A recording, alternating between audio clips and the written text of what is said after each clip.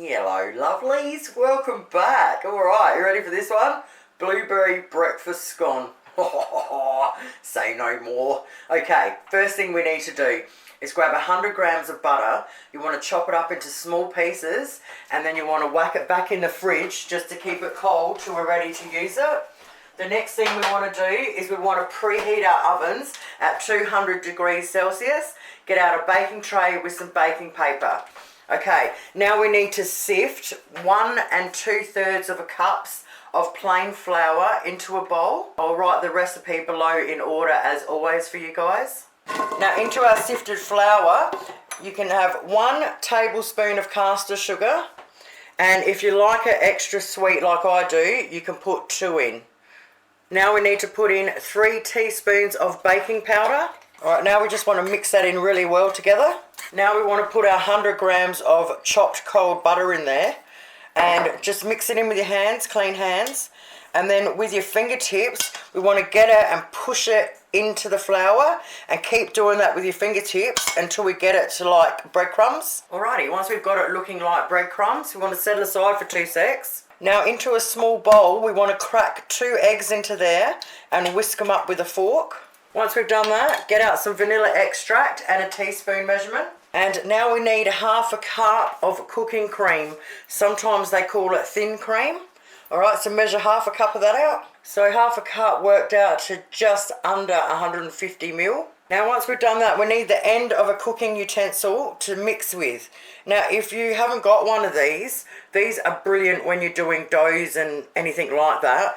I just get them from the IGA, so you can get them from absolutely anywhere. They're only a couple of bucks and they will change your cooking life.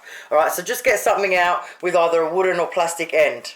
Now we add our 2 beaten eggs, 1 teaspoon of vanilla extract, and our 1/2 cup of cooking cream. Now with the end of our utensil, we mix it through. Now we don't want to mix it full on, we just want to mix it until you can see all the creams mixed in. Once we've got it looking like that, exactly like that, set it aside for 2 secs. Alright, now in a small bowl, just chuck roughly 1/2 cup of flour in there. It doesn't have to be exact. Now we need blueberries. Okay, so I'm using some frozen ones. You can use frozen or fresh. I've got these ones from Woolworths. They're about $7 and it's a 400 gram packet. Now, normally I would use fresh ones, but I can't get them. And if I could get them, they're probably $10 for like 200 grams. So the frozen ones were the way to go. Okay, so we want 1/2 cup of blueberries. Alright, so roughly 1/2 cup. Okay, so we get our flour. We tip our blueberries into our flour. And we toss it through it. Now, we do this because if you toss them through your flour first, they don't sink to the bottom when we're cooking. They'll stay right where they are.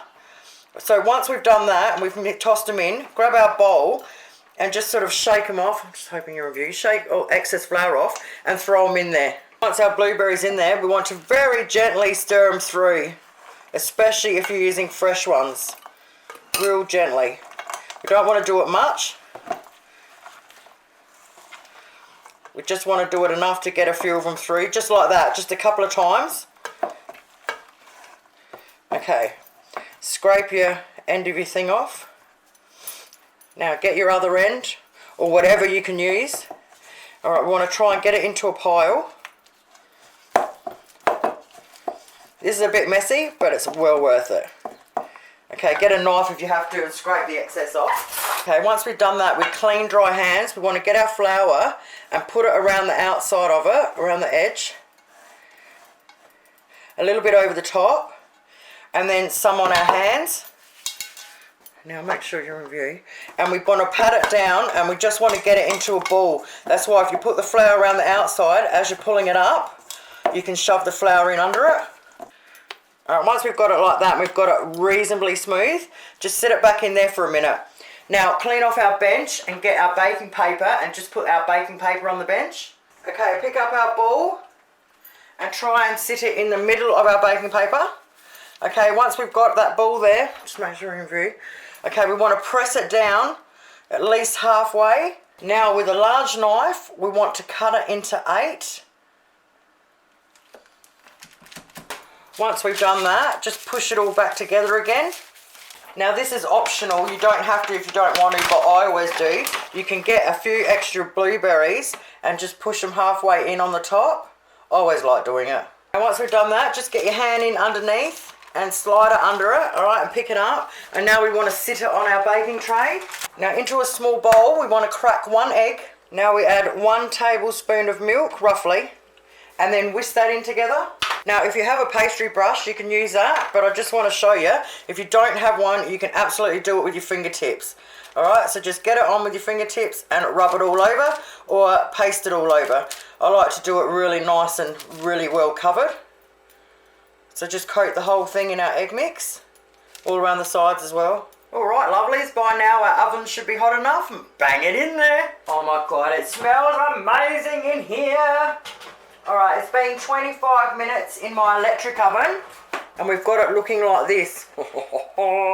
Now, what we've got to do next is grab a knife, cut it halfway through,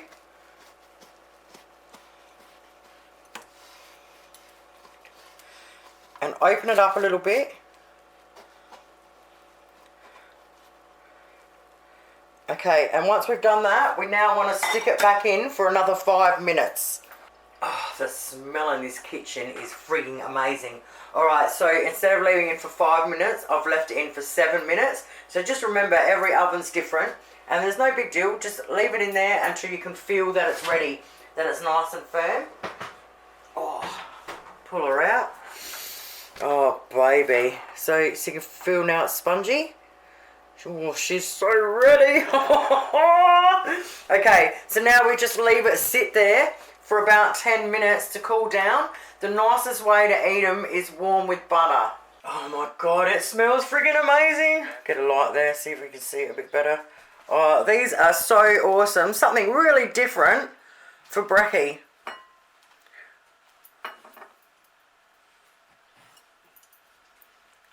They're a really different sort of scone. Look at this. Oh. Now, like I said, just be really patient with the cooking time. It does not matter if you leave it in there longer, okay? So 25 minutes, bring it out, cut it down the middle, open it up a bit, back in for 5 to 10 minutes, depending on your oven. I have an electric oven, so it cooks really fast. But they are just to die for. They are so soft and beautiful and, I'll cut that open. I was going to do it as a photo, but I just want you to see. Look at this. Oh my gosh, mate. Oh, your whole family will love you for them. Thank you guys so much for watching. Have yourselves an awesome day. Give it a crack. It's pretty bloody good. See ya.